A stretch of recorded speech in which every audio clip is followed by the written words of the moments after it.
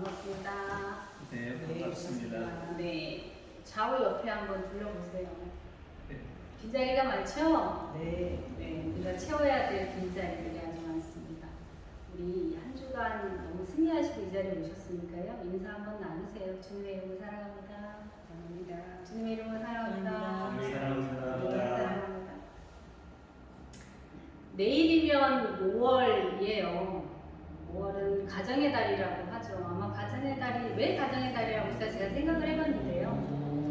5월에는 어린이날도 있고요, 어버이날도 있고, 그리고 부부의 날도 있어요. 그렇기 때문에 가정의 달이라 말하지 않을까라는 생각을 해봤습니다. 어린이날과 어버이날이 되면 어떤 생각이 좀 드세요? 아니면 우리는 이제 아이들을 다 키웠어요. 어린이가 아닌 아이들을 보면서, 그리고 연로하신 부모님 아니면 떠나가신 분들에 대한 그리움과 아쉬움을 가지고 살아생전에 부모님께 또는 아이들에게 못한 것들에 대한 것들을 생각하십니까? 우리가 주로 기억하는 건 잘못했던 것 또는 후회되는 것, 미안한 것들에 대한 생각을 되게 많이 하죠.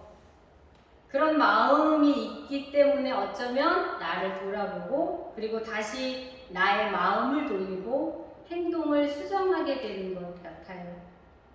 그런데 우리를 사랑하게 하는 힘은 좋은 추억, 그리고 받았던 사랑, 행복했던 시간들이 우리를 세우고 용기를 주고 힘을 갖게 합니다.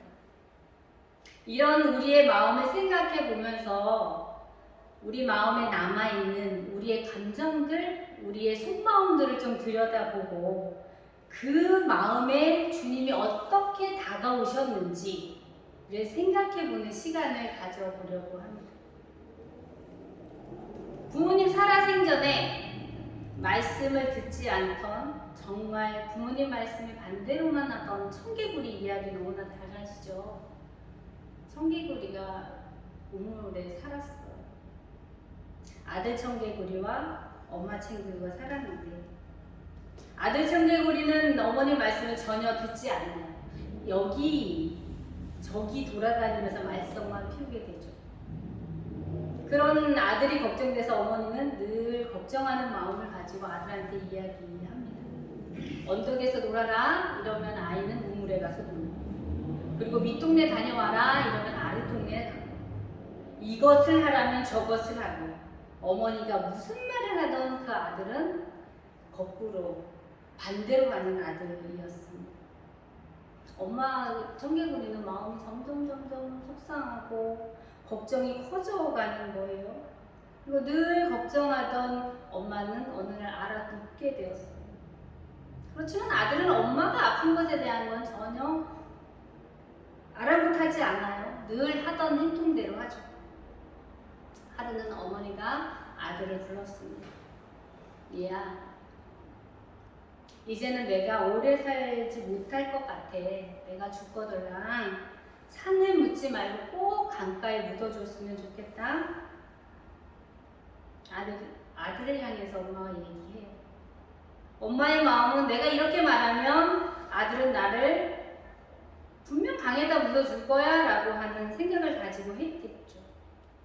며칠 후 어머니는 돌아가셨어요. 청개구리는 울고 또 울었습니다. 어머니 말씀을 듣지 않은 것에 대한 행동에 대해서 후회했고, 속 썩인 것만 생각하니 너무나 마음이 아팠습니다.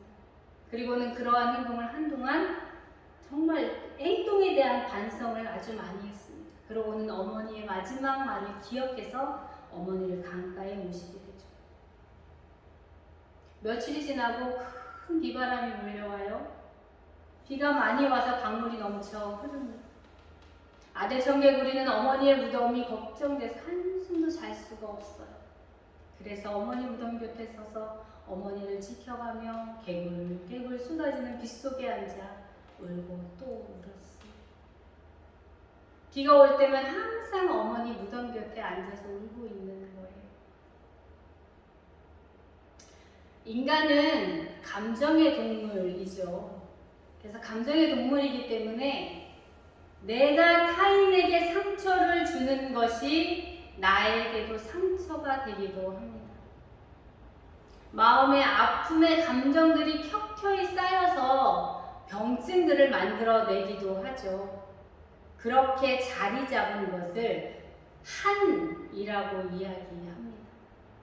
DSM-5에 보면 한이라고 하는 이 병명을 명확하게 적어놨어요. 그러면서 부연 설명으로 뭐라고 또 적어놨냐면 한국인에만 있는 마음의 병이라고 이야기했어요. 한에도 여러 종류가 있어요. 우리가 알고 있는 대로 여한도 있고 원한도 있고 정한도 있고 오늘 얘기하려고 하는 회한도 있습니다. 그 중에 하나인 회한은 죄책감의 덩어리가 쌓여서 우리 가슴 한복판에 남아있는 감정입니다. 내가 누군가에게 상처를 줘서 쌓인 마음, 누군가 나 때문에 상처받고 떠났다고 하는 생각이 깊어질 때 생기는 아픈 마음이죠. 회한은 이런 자신을 후회하며 내 탓을 하게 합니다. 그렇기 때문에 반성하기도 하고 죄책감에 사로잡히기도 하고 그런 마음 가운데 회한에는 양가 감정이 나타나요. 미워하는 마음이 내 안에 있기 때문에 그 마음 때문에 죄책감이 드는 거예요. 그 죄책감을 가지고 괴로워하는 삶을 살아가는 것과 같은 마음이죠. 이런 마음은 어쩌면 친한 관계일수록 더 많이 갖게 되는 것 같아요. 믿었던 사람, 그 사람만큼은 나를 이해해주고 내 편이 되어줄 것 같았던 사람, 그렇게 믿고 의지했던 사람이 나의 생각과 마음과 다를 때 우리는 실망하게 되죠. 그리고 그 실망을 넘어 상처를 받게 됩니다.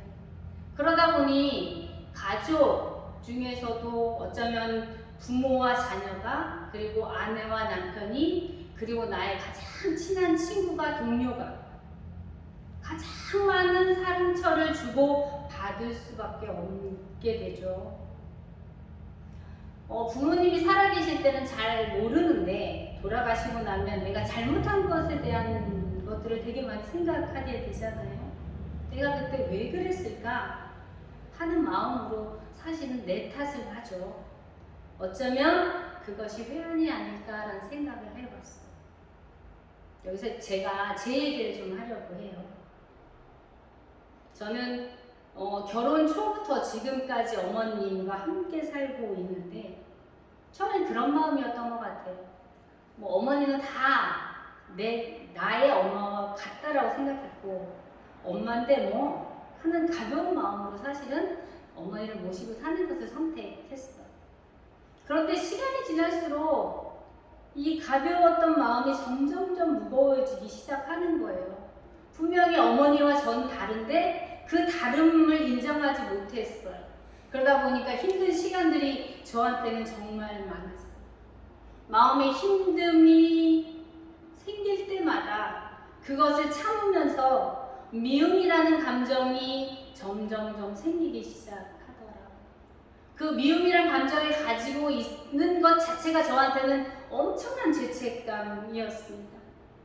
불편한 마음에 휘둘려 잘하지 못한 것에 대한 미안한 마음 또한, 후회하는 마음 또한 정말 많이 가지고 살아가고 있습니다.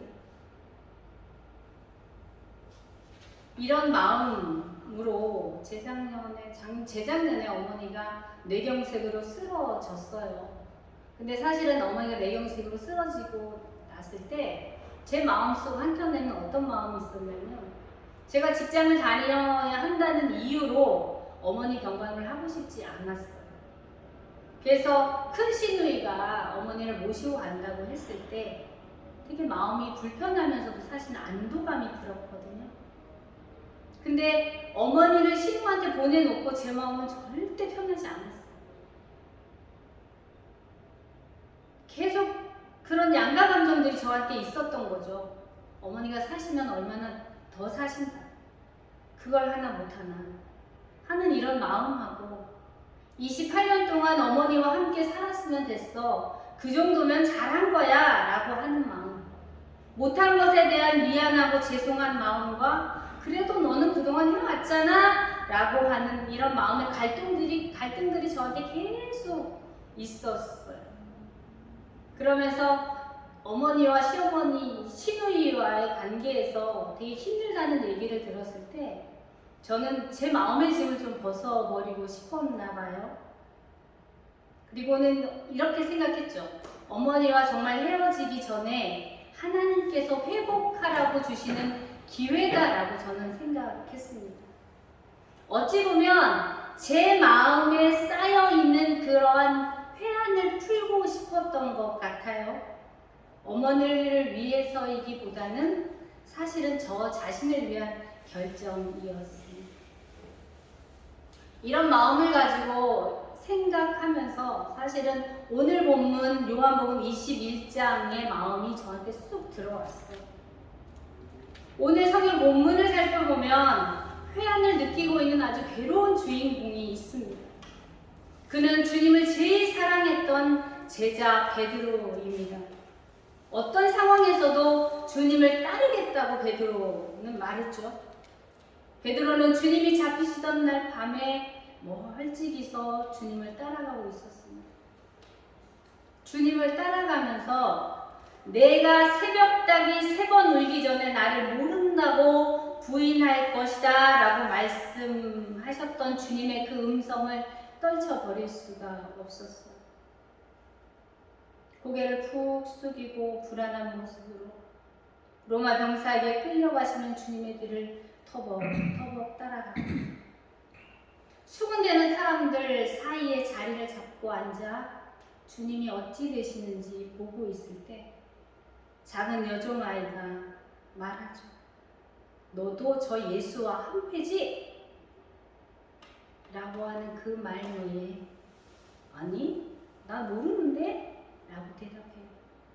성경은 그 장면을 이렇게 이야기하고 있습니다. 마태복음 26장 69절에서 74절을 보면 베드로가 바깥들에 앉았더니 한 요종이 나와 이르되 너도 갈릴리 사람 예수와 함께 있었도다.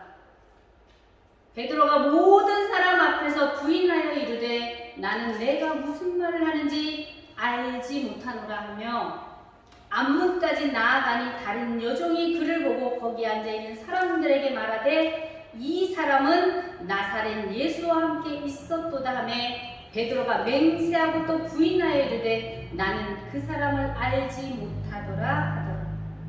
조금 후에 곁에 섰던 사람들이 나와 베드로에게 이르되 너도 진실로 그 도당이로다. 내 말소리가 너를 표명한다 하거늘 그가 저주하며 맹세하여 이르되 나는 그 사람을 알지 못하노라 하니 곧 닭이 울더라. 이렇게 말씀하고 있습니다.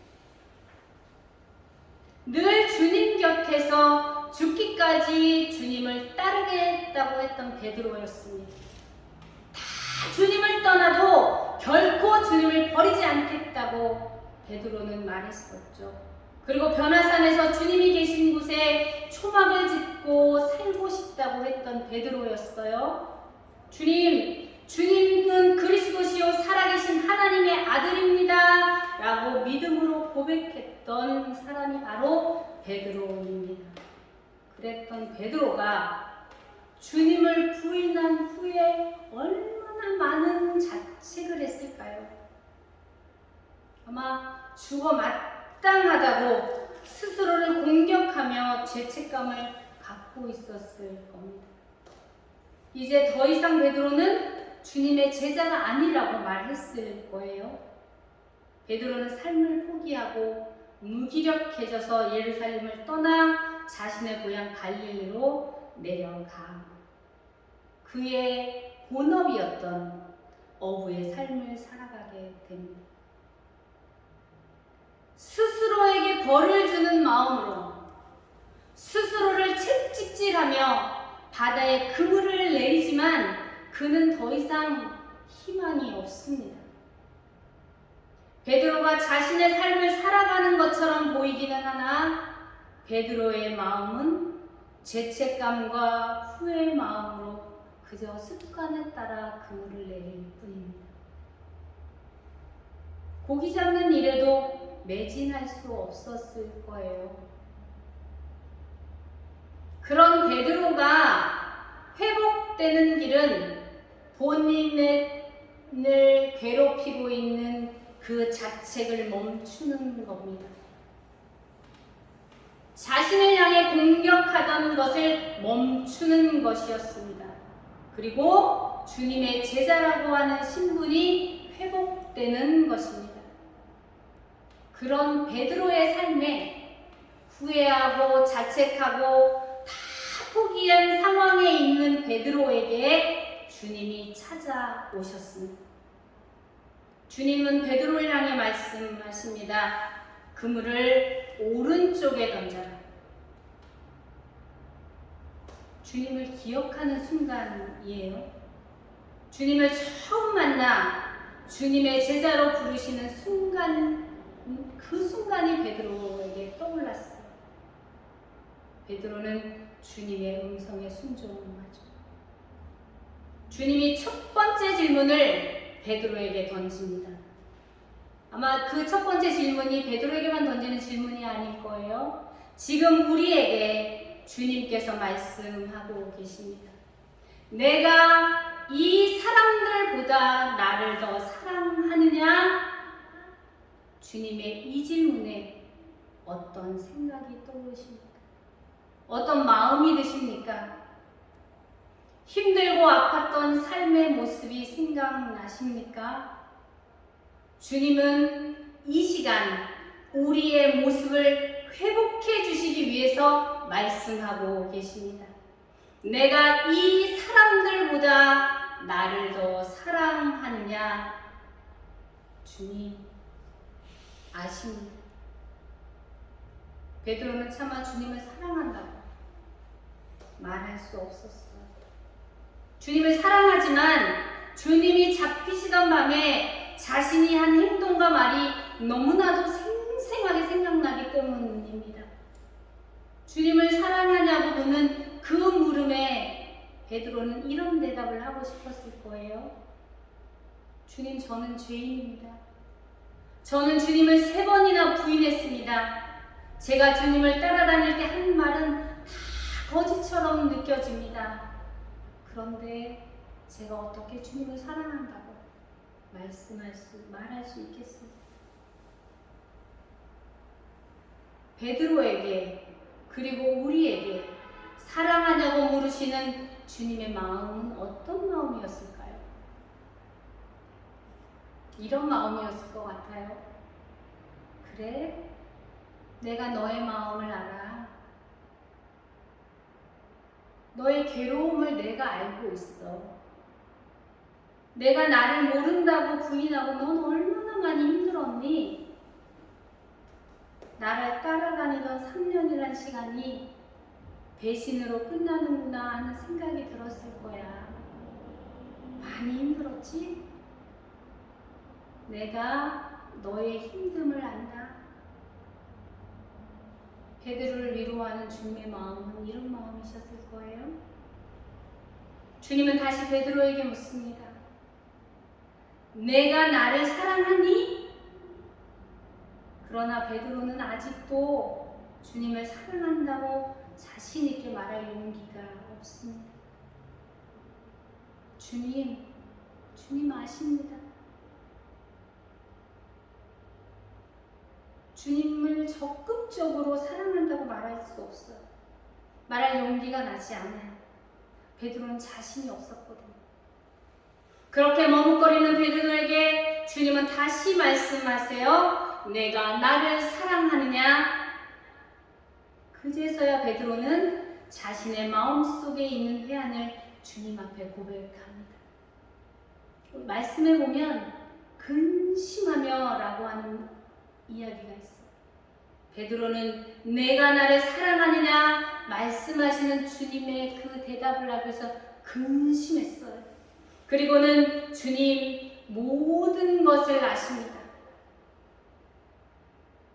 죽어도 주님을 따르겠다고 했던 제가 주님 잡히시던 날 밤에 주님과 한패냐고 묻는 여종 앞에서 저는 주님을 모른다고 했을 뿐만 아니라 주님을 저주했습니다. 그런데 이미도 그럴 것이라는 걸 주님은 알고 계셨습니다. 이런 저에게 사랑하냐고 물으시는 것은 당치 않습니다. 그러나 주님, 저는 주님을 사랑합니다. 제가 주님을 사랑하는 줄 주님은 아십니다. 그렇게 죄책감에 힘들어하는 베드로에게 주님은 말씀하시죠. 오늘 보면 18절 말씀이에요. 내가 분명히 너에게 말해둔다. 내가 젊었을 때는 스스로 내 옷을 차려입고 원하는 곳에 마음대로 다녔으나 내가 늙으면 너는 팔을 벌리고 다른 사람이 내 옷을 입혀 내가 원하지 않는 곳으로 너를 데려갈 것이다.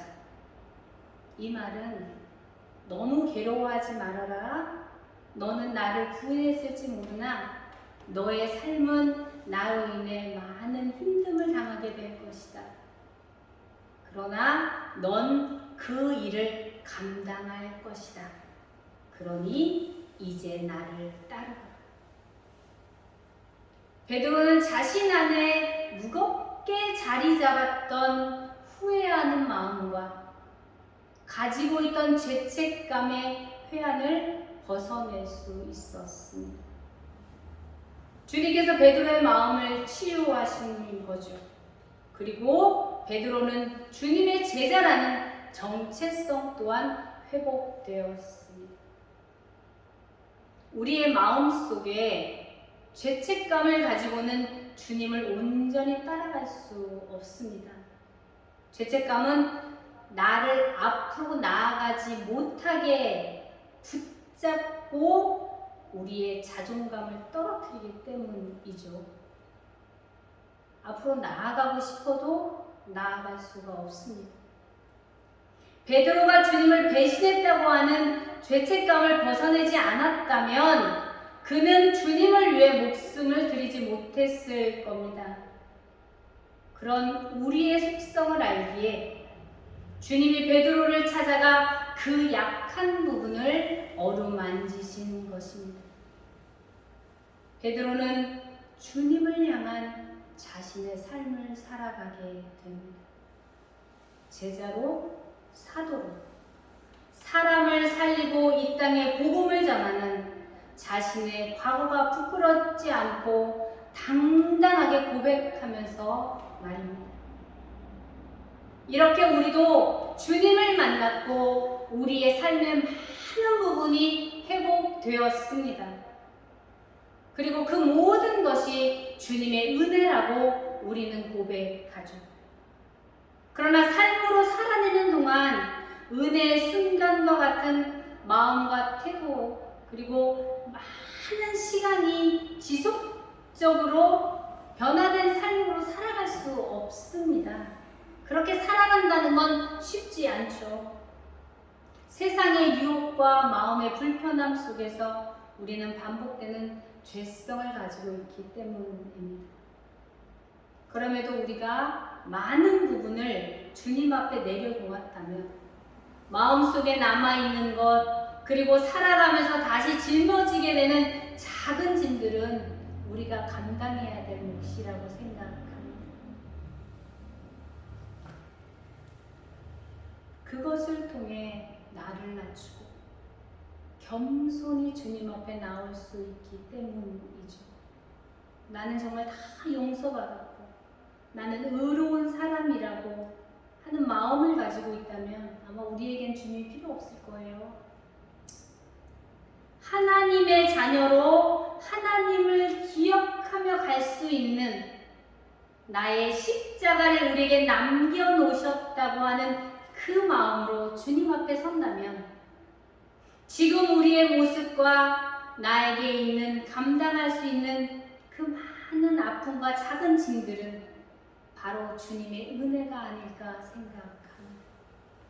고린도후서 5장 17절 말씀을 보면 그런즉 그리스도 안에 있으면 새로운 피조물이라. 이전 것은 지나갔으니 보라 새 것이 되었도다 라고 말씀합니다. 자유와 해방을 허락하신 주님 안에서 충만한 삶을 사십시오. 그것이 주님께서 원하시는 겁니다. 그리고 나를 괴롭히는 작은 마음은 주님이 붙들어 주시는 도구로 주셨음을 믿고 나아가십시오. 주님께서 우리의 걸음과 함께 하실 겁니다. 그것이 축복이며 은혜입니다. 감사합니다. 기도하겠습니다. 사랑이 많으신 주님, 나의 연약함이 주님의 은혜임을 믿습니다. 나를 힘들게 하는 자책감, 후회의 마음들을 주님 앞에 내려놓습니다. 주님 뒤의 것 때문에 주저하지 않게 하시고 나의 약함을 인정하며 주님이 붙들어 주실 것이라는 믿음으로 나아가게 하여 주옵소서. 주님, 주님의 회복 안에서 내가 나를 사랑하느냐 물으시는 물음 앞에 당당히 주님을 사랑합니다 고백하며 주님을 전하는 삶 되게 하여 주옵소서. 일주일 동안도 당당하게 걸어내게 하시고 주님의 자녀의 향기로 주님을 전할 수 있도록 붙들어 주옵소서. 감사드리며 예수님 이름으로 간절히 기도합니다. 아멘.